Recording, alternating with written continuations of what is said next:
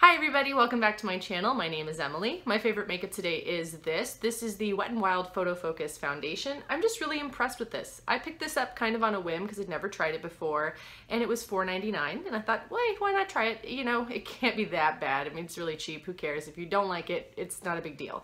But I've actually really been enjoying it, and I actually tried some expensive foundation this week. Like I tried the Marc Jacobs Shameless Foundation, and that did not work for me whatsoever. But this one, you know, I've been really impressed with how long it lasts for what it is. It looks pretty nice throughout the day. It doesn't sort of break up on my face. It doesn't last quite as long as some of my other foundations. I have to do some touch-ups at the end of the day. Like it goes about 6 hours before it starts to look a little bit like melting a tiny bit. But honestly, like this is pretty good stuff. Like I'm really impressed. Anyway, on to the video. And today we're going to be talking about the new Wet n Wild limited edition collection, the Goth-o-graphic stuff. So I picked up a number of things from it. So I picked up the 2 highlighters, the loose highlighting powder, and 2 of the liquid eyeshadows. There are 2 other liquid eyeshadows. I think there's 4 metallic liquid lipsticks, and I believe 3 eyeliners. So at the Walgreens that I picked these up in where I am locally, they did have one of everything. The other 2 colors on the liquid eyeshadow were sort of like a really light pinky color and like a light silvery color, and I already have stuff that looks like that, so I didn't need to pick those up. I opted not to pick up any of the metallic liquid catsuits because I just tried one out this week. It was the first time I'd ever tried one of the metallics. I wasn't super impressed with it. I think it's fine. But it goes on a little bit patchy, and I haven't been able to layer it. Even if I wait for it to dry, it just sort of balls up on itself if I try to layer it back on top. So it's not a particularly great formula, and I didn't want to spend like $20 on 4 lipsticks I wasn't going to get to use, and I don't really like to gift liquid lipsticks to friends because I put them on my face. So I just decided I was going to skip those altogether.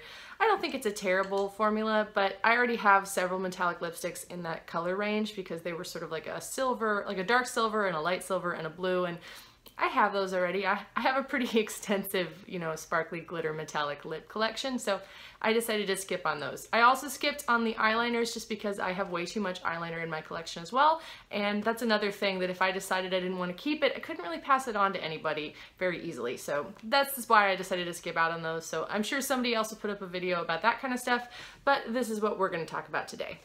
So first we'll talk about this. This is the Wet n Wild Megaglo Loose Highlighting Powder. This is in the shade Moon Tears. I also just love the packaging on it. It's really, really cute.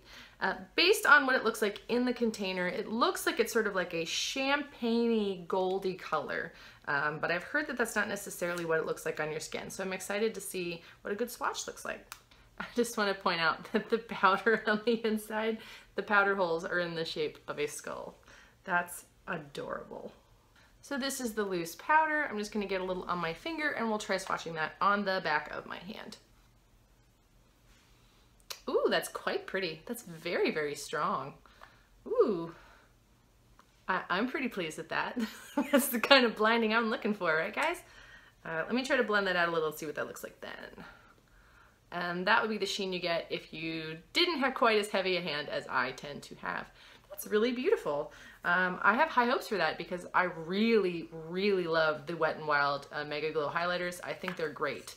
I haven't purchased all of the colors, although after I tried Blossom Glow this week, I definitely want to pick up more of the singles. I do have the palette, which I also enjoy, although the palette's very glittery, and I find that some of the singles are not nearly so glittery, but that one is very glittery. I don't mind, I like glittery highlighters, but it is something to be aware of. This is just beautiful. There is, I believe, some glitter in this Moon Tears, but it's very, very finely milled if it is, and I actually don't mind. It's fine with me. Next up, let's do swatches of these 2 Megaglo highlighting powders. This first one, this is White Raven. In the pan, it sort of looks like a white with like a purple reflect to it, so I'm excited. There is an adorable little skull pressed into it, so if you can see the skull. Isn't that so cute? It's sort of like the flower that's pressed into the regular one. So these do feel a little bit more powdery than the regular Megaglo, but oh, that's a very pretty color. All right, we're gonna swatch that on my hand. We're gonna put that below where I put all of that Moon Tears. And that is the shade White Raven. That's a really beautiful, it's very purple, so that's definitely a very purple reflect. It's very shimmery though. I'm wondering if I have anything similar. I will try to find some dupes after we swatch the last highlighter. And this last one is called Purple Ashes. In the pan, it's like a darker purple with like a pink glitter reflect to it. So I'm curious what it looks like actually on. It also has the little skull imprint on it. It's so cute. This one doesn't feel quite as powdery as White Raven does. Oh, it's pretty on the finger though. And that is Purple Ashes right here.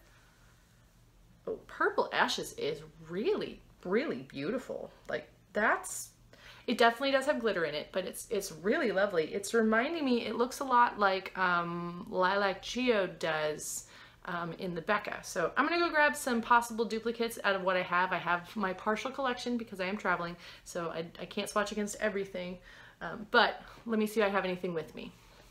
So these are the two Wet n Wild ones we just swatched, and then over here on the side, what I put up there is, this is Pink Opal from the Alchemist Palette by Kat Von D. This is the Violet shade, the Amethyst shade from the Kat Von D palette as well.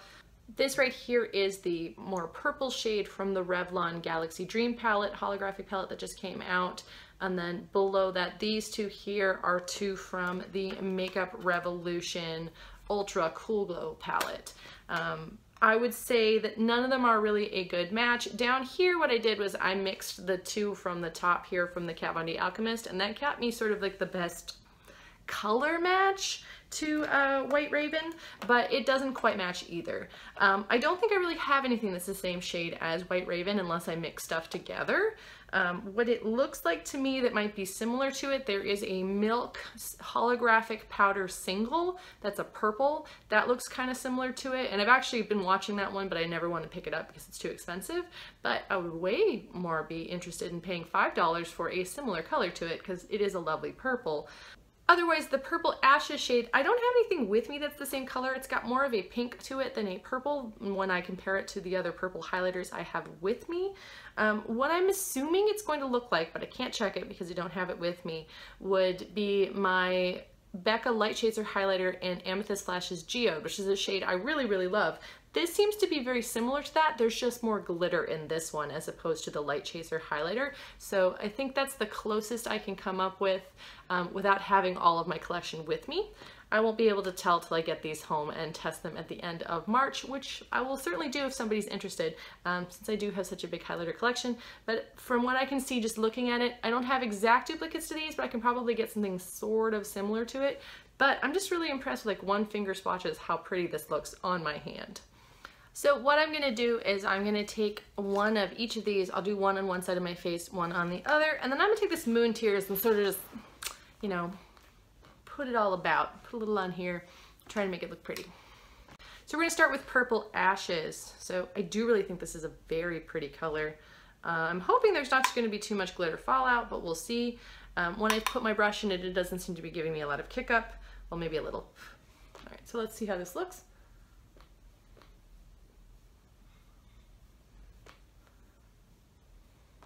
All right, there's definitely a good amount of glitter in this, and you can see that on your face. However, I don't mind at all. I think it's actually really pretty.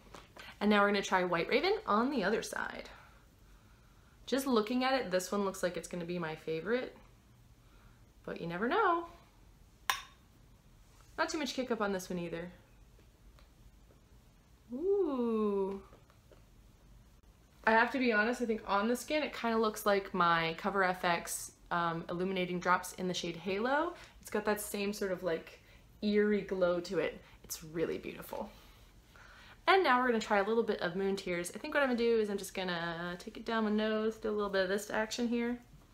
And I'm just gonna take a little tap out of what was in the lid and whew, not go crazy with this.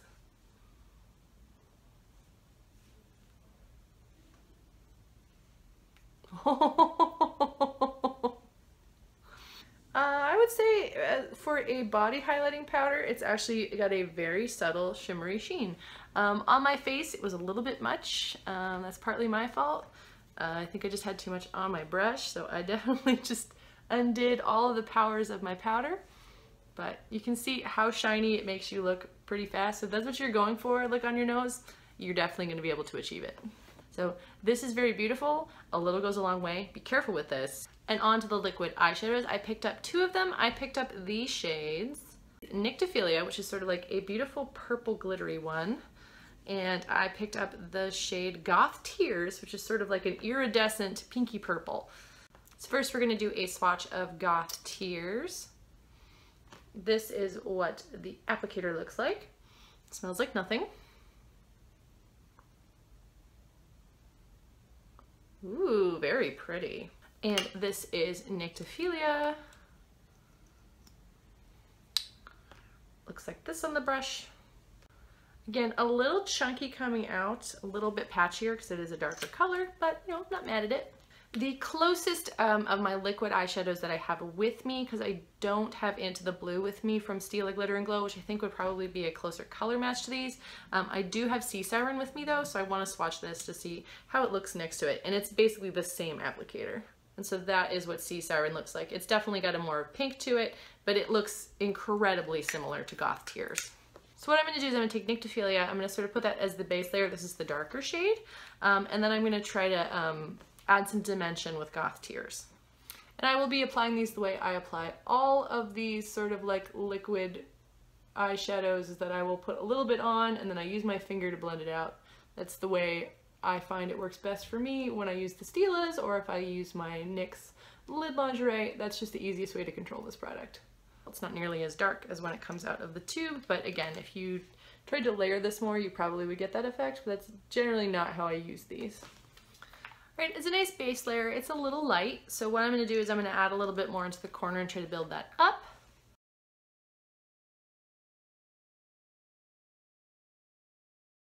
So these don't build up nearly as nicely as like a Stila does, or even the NYX lid lingerie. The color is very pretty, but I'm just having a hard time getting it to look any more opaque without it sort of like separating on itself. So I'm going to add a little bit of Goth Tears to the inside to sort of lighten that up and make it a little bit more pretty.